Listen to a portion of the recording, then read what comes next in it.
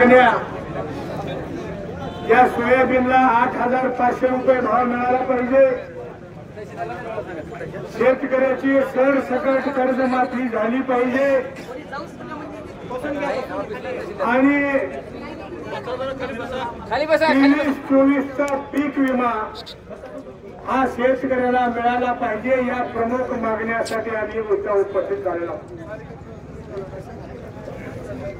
आज अंतरवाली सराटीमध्ये मनोज जरांगे पाटील साहेब तिकडे उपोषण करतायत, तिकडे शेतकऱ्यासाठी विजयभाऊ गाडगे आंदोलन करत आहेत आणि म्हणून मी सरकारला या ठिकाणी इशारा देऊ इच्छितो।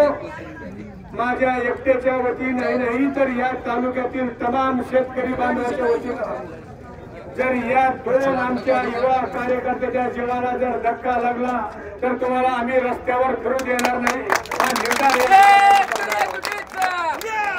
हा निर्णय करणार आहोत। अरे शासन आहे का नाही हा प्रश्न झाला। अरे 8-10 दिवस तर हे माणसं सर्वसामान्य माणसाच्या हितासाठी